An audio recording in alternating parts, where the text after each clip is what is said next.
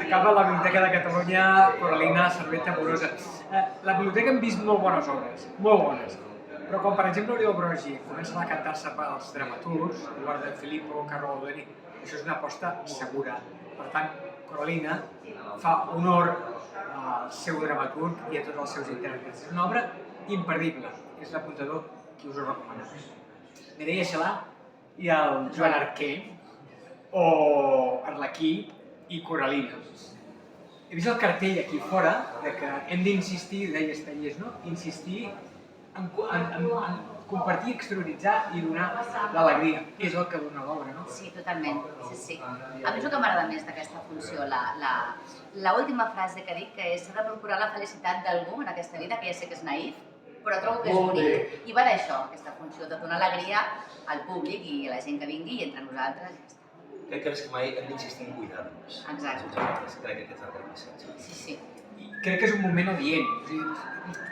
M'ha comentat tant l'Oriol com la Bet que hi havia una mica de reticència al començar abans un clàssic, què dirà la gent, però vaja, no tothom ha vist Coralina i a més, doncs, jo crec que entre tant dramatisme que hi ha a la cartellera teatral, crec que una comèdia bé s'ho valia, no? I el públic ho agraeix. S'ha de fer de tot, no? I tant, i la gent té ganes de viure i de passar bé, això és així. I per altra banda crec que no tothom coneix l'univers Goldoni, encara que la gent s'ha dit parlar. Sí, molta gent ha vist l'Hostalera, però poca cosa més.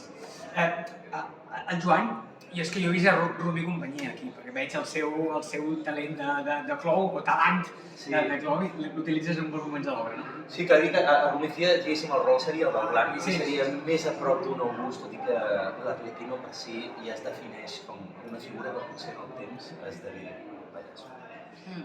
I la Mireia, doncs, és la capdavantera, però d'una obra coral, no? Una obra on tots sobresurten i cap destaca especial, no? Jo insisteixo molt que la Coralina és el títol de la funció, és el meu personatge, però és molt coral i el que fa ella és de titellaire, no? Ella mou els fils, però tots els personatges tenen molta importància i tots tenen una història i no són de relleno. De farcit. De criatura. Exacte. D'escriatura.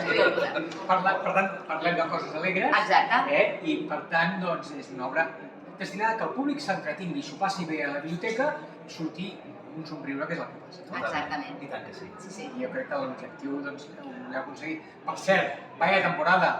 Amèrica, ara això... Escolta'm, va com va això, no? Millor, no? Anem bé.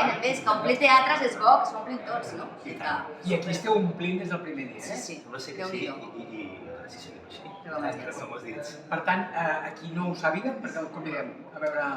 Doncs jo convidaria a veure la bèstia part de la Coralina, així d'entrada, i aquesta bèstia part de la Mireia Xalà, encara que no li agrada que diguin aquests piropos, i per passar una bona estona i entendre la importància de cuidar-se els uns als altres. I tu? El Jaume Vinyes va dir un dia és tan bonic fer aquesta comèdia perquè igual algú ha arribat de mal humor i se'n va content. Doncs només per això ja val la pena que vingueu. Exacte, la Biblioteca de Catalunya, amb tots, amb un gran repartiment i també gràcies al Sergi Torrecilla que ens està filmant algun Spielberg qualsevol. Gràcies, molta merda, aquesta llarga carrera per l'obra. Gràcies. A muntar-s'hi tot.